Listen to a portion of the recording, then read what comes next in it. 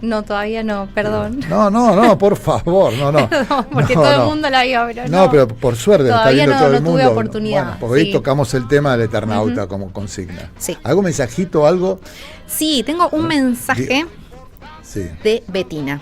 ¿Qué dice? A ver. 2 cosas. Por un lado nos saluda, buenas tardes. Hola, buenas tardes, Betina.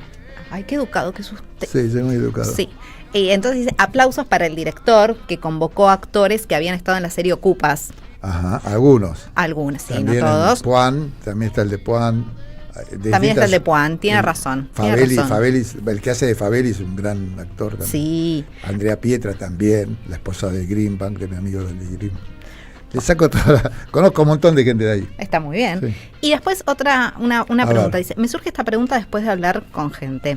Si viera la serie sin saber el contexto del autor, ¿leerían el mismo mensaje? Sí. ¿Sí? Sí, yo creo que sí. Sí, es una película muy argentina, es una serie muy argentina, muy argenta. Se ve 100%. Se siente la idiosincrasia del argentino. Creo que la parte buena y mala de los argentinos. Está ahí. Está ahí, sí. Sí. Así que teníamos esa reflexión. Sí, es muy argenta, es muy argenta. Es como decir, bueno, es Maradona y el Papa. Claro. Sí, como hablar. Claro. Esa serie habría que verla con Maradona y el Papa. A mí me gustaría estar con los tres tomando una cerveza y estar charlando. Me encantaría. Sí. Qué buena charla podría tener ellos. Estaría muy bien, ¿no? Sí. Estaría es más increíble, interesante. Sí. Bueno, doctora Aleiton, vamos a hablar, hoy va a tocar un tema cuya palabra es complicada, digamos, defínalo usted, digamos. Vamos a decir, lo tengo que leer. La discromaxia. Dice, ¿cuándo la discromaxia nos desencuentra? Es buen título. Linda palabra para el ahorcado. Sí. Está buena. Lo bueno es que hay otro término que es disritmia, si quieren, si eso les parece más accesible. Vamos por ahí. Generalmente le podemos decir cualquiera de las dos formas, discronaxia o disritmia sexual.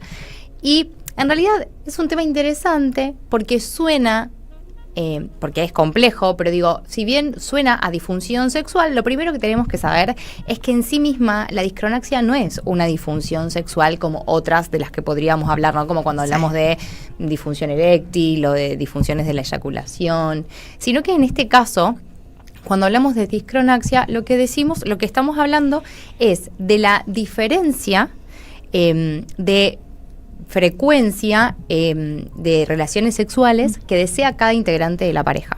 Bien, ¿sí? Okay. Sí. Entonces, esto genera un desacuerdo cuando no se logra equilibrar naturalmente.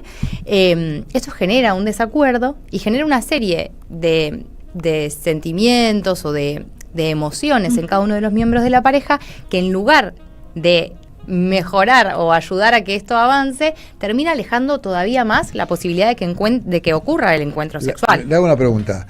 ¿Esto es en la misma escena sexual o en la vida? Digamos, cuando uno tiene un encuentro con la pareja, la discronaxia es cuántas veces quiere uno seguir teniendo sexo, erecciones, orgasmos y demás, o dentro de la vida, en una semana uno quiere todos los días y el otro quiere una vez por semana.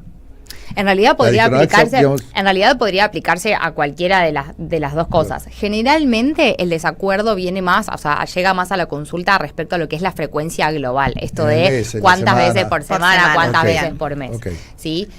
Porque generalmente una vez que el encuentro se produce, lo más común es que después la pareja arma, ¿no? Como el mapa de su encuentro sexual y saben si uno va a querer seguir y el otro no va a poder seguir porque periodo refractario, por diferentes cuestiones que hablaremos capaz que en otros encuentros, uno después arma como un esquema que deje como a todos satisfechos, por decirlo así. El tema es el inicio de esos encuentros, esto que va a la frecuencia global. Claro. ¿Sí? Claro. El tema, como les decía, es que esto, al no ser en sí mismo una disfunción, sino que es más bien un conflicto que aparece en la estructura del vínculo, no está necesariamente relacionado como con un factor que podamos reconocer, como decir, bueno, está relacionado solo con la edad o solo con la duración de la pareja, ¿no? Bien, en su momento, cuando arrancamos, habíamos hablado de la sexualidad de las parejas de larga data, no necesariamente esta diferencia en el deseo o en la frecuencia de relaciones sexuales que buscan los miembros de la pareja va a tener que ver solo con esto. A veces tiene que ver con el estilo de cada uno, con la personalidad de cada miembro de la pareja. Claro. Porque algunas personas tendrán deseo de tener relaciones con más frecuencia que otras y esto no las hace disfuncionales. Por eso la importancia de decir, esto no es una disfunción en sí misma, sino que se constituye como un conflicto en el contexto que significa unir dos individualidades. Una pareja no es más que la unión de dos individualidades para formar una especie de equipo, ¿no? Y así como se negocia todo, porque nos sentamos a ver si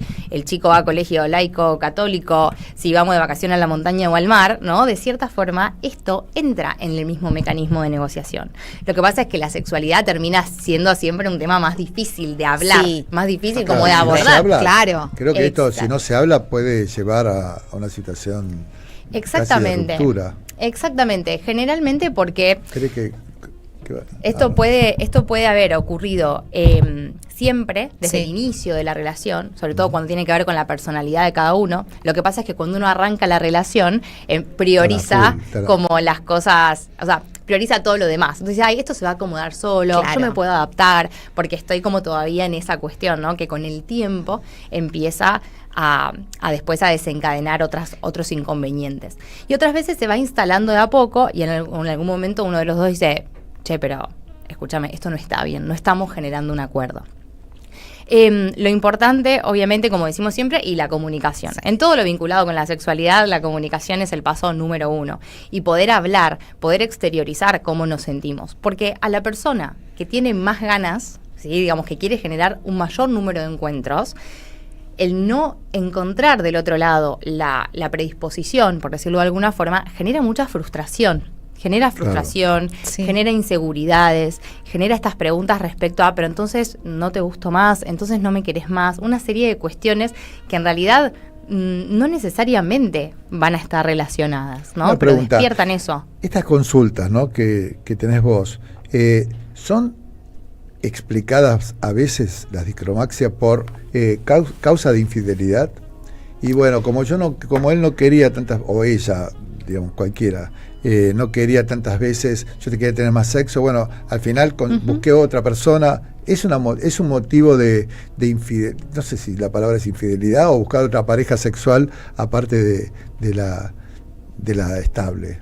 Yo creo que la decisión o no. ¿Se entiende? Sí, o sea, entiendo la pregunta, creo que entiendo la pregunta, me parece que la decisión o no de tener una pareja extra pareja, digamos,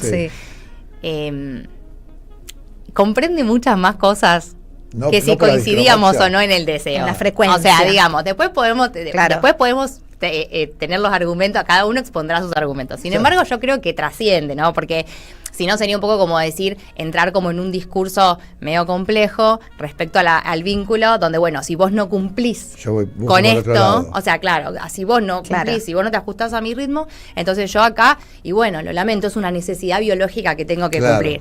Y eso es un discurso dudoso, bastante complejo, ¿no? Que tratamos de evitar en la consulta. Entonces creo que la decisión o no... Es como una especie de camelo, me parece, una mentira, digamos. Me parece que en el fondo debe haber otras cosas. Una excusa. Puede ser una excusa en todo caso, pero no me parece, digamos, desde el punto de vista, o sea, ni me ha ocurrido en lo personal, en mi consulta, que alguien lo plantee de esta forma, pero además me parece que no justifica, me parece que hay muchísimas otras cosas y que antes de ese tipo de medidas uno busca ayuda, o elige hablar, o elige plantear cosas, porque si no es una posición bastante compleja, porque justamente una de las cuestiones, ¿no? Porque del otro lado, y esto que un poco que venía diciendo, porque hasta recién yo les dije, bueno, la frustración que genera en el que tiene más ganas, pero ¿qué le pasa al otro? Porque porque este planteo de la infidelidad tiene que ver con lo que siente el que tiene más ganas, que siente como que no está pudiendo satisfacer, digamos, como su deseo. Sin embargo, del otro lado también genera como mucha frustración, la sensación de ser siempre como incomprendido, ¿no?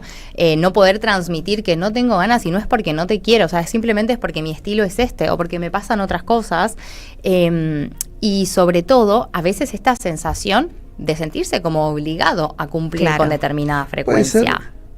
Padezco tantas preguntas que parezco autorreferencial, pero no soy autorreferencial. Siempre tenemos la misma duda en esta columna. Sí, claro, bueno. Siempre es el tío de un amigo. Lo uso para abrir muy bien. El panel. Pero puede ser que por un prejuicio propio uno crea que la persona que se siente con culpa o con angustia por no satisfacer sea el hombre. Digamos que en esta situación la que más, digamos, la persona que más demanda discromaxia, digamos, que no puede, es la mujer, y la persona que más se siente que no cumple, por así decirlo, pues parece medio vulgar, pero que no cumple, es el hombre. ¿Puede ser o en es realidad indistinto, digamos? Es indistinto. Ocurre de las dos maneras. En las parejas heterosexuales, la verdad que hay de los dos estilos. Sí. Generalmente tiene que ver ahí, por eso creo que es importante que, si bien, como les decía, no vamos a hablar puntualmente de, bueno, esto es una disfunción, sí lo que tenemos que estar atentos en la consulta es, bueno, hablamos, vemos cómo está ese vínculo, evaluamos cuestiones relacionadas con la forma en la que se están vinculando, el contexto en el que intentan generar los encuentros, pero también, obviamente, descartar que no haya factores que estén generando la disminución de las ganas de generar el encuentro.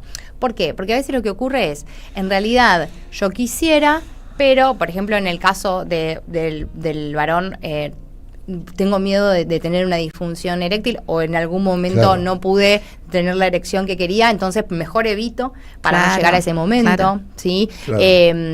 O, por ejemplo, a veces en las mujeres, por ejemplo, posmenopausia, que puede haber más sequedad vaginal, aparece dolor, y entonces en lugar de quizás plantear una solución a ese dolor por vergüenza o por desconocimiento, es como, bueno, mejor no evito las relaciones sexuales porque me va a doler, y entonces sí, siempre es importante descartar otras disfunciones u otras situaciones, tanto de lo orgánico como de lo psicológico, ¿no? Sí. De lo emocional, que puedan estar de fondo en esto, ¿no? Ahí justamente nos hacían una pregunta que era esto, si la discronaxia tenía que ver o podía tener que ver con cambios hormonales. Sí, a ver, lógicamente, cuando ocurren, hace un par de semanas hablamos, por ejemplo, de andropausia, ¿no? Y dijimos que a veces si las hormonas estaban bajas podía haber menos deseo. Sí. De la misma forma, con la menopausia ocurren una serie de cambios hormonales que también pueden generar cambios en el deseo. Sí. El tema es que, si bien esto es esperable y puede desencadenar una discronaxia en una pareja que quizás no lo tenía hasta ese momento, sí es importante, cuando captamos que en realidad la causa es esa, intentar abordar esa causa, ¿no? Claro. Que esto es elemental porque nos ayuda a mejorar. Por eso, cuando hablamos de abordajes de casi cualquiera de las disfunciones que tienen que ver con cuestiones vinculadas con la pareja, ¿no? Sí. Con la dinámica sexual de la pareja, está bueno pensar eso como la pareja en sí, como una cuestión global. No tiene mucho sentido exactamente, no tiene mucho sentido hablar de discronaxia en una consulta individual, porque es como que nos estamos perdiendo la otra mitad. En la mayoría de las disfunciones, en realidad, uno intenta pensar a la pareja como un global, porque es el equipo con el que vamos a trabajar, porque es el que vamos a tener como acompañando o no acompañando tanto, ¿no? Entonces, está bueno verlo siempre como un global, este factor, básicamente. ¿Y cuando llegan a la consulta, suelen llegar en parejas o primero va uno? Y generalmente hay uno que consulta. Bien. Generalmente hay uno que consulta, cualquiera de los dos. A veces, un poco el planteo es, mira, lo que pasa es que mi pareja no quiere y no es normal, esto es una frase como re importante, que es algo que quiero que quede claro hoy, y es, no es normal que tengamos relaciones una vez por mes. O no es normal que tengamos relaciones una vez cada 15 días. Y lo más importante es que no hay una línea de normal. En casi nada de la sexualidad yo puedo sacar una lista y decir, bueno, señor, lo que tiene que cumplir el ítem son 3 veces por semana. Claro. Entonces, lo que sea normal va a tener que ver con lo que esa pareja se sienta cómoda. Por eso no podemos presionar, o sea, digamos, esa pareja no puede hacerle sentir la falta al otro como no estás cumpliendo con la normalidad. Claro. Porque en realidad esto es un acuerdo. Y de hecho, en el proceso de intentar regenerar estos encuentros, ¿no? Y de poner un poco en la misma frecuencia ambos. Sí. Justamente, si tenemos descartado todo lo que podamos acompañar desde lo orgánico, y si tenemos descartado lo que podamos acompañar desde lo emocional individual y tenemos que trabajar con la pareja, lo que planteamos es, bueno, a ver, cuántas veces quisieras vos y cuántas veces quisieras vos, vamos a tratar de generar por lo menos un intermedio. Bien. ¿No? Que no gane ni pierda nadie, porque si no es una pulseada. Claro. Y en los equipos no puede haber pulseadas. No. ¿Esto se da tanto en parejas heterosexuales como homosexuales? Sí, ocurre como en todas las poblaciones, porque como les decía, tiene mucho que ver con la personalidad. O sea, con muchas veces tiene que ver con el estilo de cada uno. Con lo cual esto no tiene un fundamento puntual. Así que eso sí puede variar y ocurre en todas las poblaciones. ¿Y el trabajo tiene buenos resultados estadísticamente si uno consulta, si lo habla? Sí, absolutamente. ¿Primero hay que consultar y después hablar o primero hablar y después consultar? Y generalmente cuando se llega a la consulta es porque se intentó hablar y quizás solos en casa. Creo que lo que tiene el trabajo con parejas es que a veces se necesita un tercero que haga como una especie de traductor. Sí. Porque ocurre Exacto. que en el diálogo, a veces en la pareja, uno siente que habla, que ya lo hablamos 40 veces y en realidad es como que uno está hablando chino y el otro está hablando ruso, entonces están como en mensajes distintos. Y está bueno cuando aparece un tercero que quizás lo único que hace es decir, bueno, pero esperen, porque estamos hablando de lo mismo, pero en dos modalidades diferentes. O sea, en realidad todos queremos ir al mismo lugar, pero estamos como desencontrados. Y en esto por eso creo que primero se habló en mejores o peores términos, digamos, cada uno lo maneja con las herramientas que tiene, y después se llega a la consulta como para buscar a alguien que homogeneice un poco la situación, ¿no? Y que pueda acompañar. Porque a veces son las cosas que... Las orientaciones que hacemos tienen mucho que ver con cuestiones que hemos hablado, sobre todo cuando hablamos de larga data, ¿no? Pero ¿qué es lo que está pasando? ¿Cómo estamos yendo a buscar este encuentro? ¿Cómo estamos construyendo esta intimidad? ¿Cómo nos comunicamos? A veces parece que lo que hay es un desacuerdo en el deseo, o sea, o en la cantidad de frecuencia que buscan, y en realidad lo que ocurre es que cuando uno lee bien, hay uno de los dos que lo que reclama es, si no es por mí, nunca nos acostamos. O sea, nunca tenemos relaciones si yo no vengo y lo propongo. Y quizás ahí el problema, otra vez, vuelve a ser de comunicación. Quizás el otro sí tiene ganas. Lo que pasa es que lo que no le gusta o lo que no es su estilo es tomar la iniciativa. Entonces a veces tiene que ver también con practicar esas cosas y tener esa escucha, ¿no? Decir, bueno, a ver, vamos a organizar un poco, vamos a ver cómo planificamos estos encuentros, en qué condiciones llegamos al encuentro, cómo nos comunicamos con el otro y cómo proponemos, y también a su vez cómo el otro da como el consentimiento, ¿no? Como el ok, como si, bueno, hay agua en la pileta, vamos por acá. Que a veces ese es el conflicto y tiene mucho que ver con la comunicación. Sí, y me parece que la escucha, ¿no? Es fundamental de lo que el otro nos devuelve cuando nosotros planteamos una situación, que siempre está bueno escuchar. A lo mejor callarse un cachito, hacer silencio y escuchar y decir, bueno, con esto puedo, con esto no puedo, hablemoslo. Totalmente. Y escuchar también desde el lugar de, bueno, escuchar y tratar de también ser empático con lo que el otro pide. Porque si no, a veces escuchamos, que es esto que pasa, ¿no? Escuchamos, pero no terminamos de internalizar lo que nos están diciendo. Claro, y uno pregunta, bueno, ¿cómo es un encuentro sexual habitual? Bueno, yo voy a la noche, le doy un beso. Si ella gira para la pared es porque no vamos a tener relaciones. Si me devuelve el beso, vamos a tener. Bueno, podemos generar un espacio más cuidado, más amable, que predisponga desde otro lugar, y eso es lo que también a veces hay que trabajar. Pero tengo una última pregunta casi. ¿El éxito del tratamiento de la discronaxia es siempre que haya deseo? Digamos, suponete que, porque puede ser que en una pareja uno haya perdido el deseo, o tenga una crisis de deseo por estrés, por alguna situación traumática. Ante una situación así, no hay... Tachame la doble, digamos. No necesariamente, ¿verdad? Porque justamente esta cuestión de planificar, de generar los espacios de intimidad, de volver a abrir como esto, también hace que el deseo se reactive, ¿no? Estamos hablando, como decíamos, de un contexto en el que todo lo demás, en un mundo ideal donde descartamos todos los demás factores, ¿no? Donde solo queda algo que tiene que ver con lo vincular. Sí. Entonces, si quizás yo empiezo a cambiar el mapa y digo, bueno, a ver, vamos a empezar a programar, vamos a tener una relación sexual como más programada, que no está mal, que a veces a los pacientes mucho no les gusta, pero que no está mal, porque programamos todo, el turno conmigo, venir hoy a la radio, o sea, seguro. Entonces, ¿por qué no programaríamos esto? Y quizás desde lo programado generamos un espacio, no sé, una cena más romántica, ponemos una velita, tomamos un vino, no sé, nos bañamos juntos, como diferentes cosas que empiezan a mover esto, porque justamente uno de los temas es que cuando esto empieza a ocurrir y el que tiene menos deseo empieza como a querer evitar la situación para no entrar en el conflicto, también se empiezan a achicar las situaciones que favorecerían el encuentro. Entonces se terminó el fin de semana romántico por las dudas de que, porque si nos vamos de fin de semana romántico, va a querer tener relaciones. No dejo que me abrace o no dejo que me haga una demostración de cariño desde lo físico, porque quizás eso desencadena que quiera tener relaciones. Claro. Y estas conductas evitativas nos terminan alejando, porque si no tenemos ese beso, si no tenemos ese abrazo, si yo me voy a dormir antes para que entonces cuando la otra persona llegue yo ya esté dormida, entonces no tengo problema. O traigo siempre a los chicos a dormir a la cama y empiezo a generar como esto, tampoco tengo chances de plantar la semilla, ¿no? Para que el deseo nazca y reaparezca, porque estoy evitando permanentemente. Seguro. Bueno, doctora Layton, clarísimo como siempre. Siempre, genia. Genia total. ¿Cómo se pueden comunicar los oyentes a cierto su página profesional? ¿Cómo es el nombre? Exactamente. Por Instagram, @ser.sexual. @ser.sexual. Exactamente. Bueno, muy bien, nos tenemos que ir ya, porque son las 19:59, ya están los compañeros de Medios y Fines, ya están viendo el partido de Boca. No sé.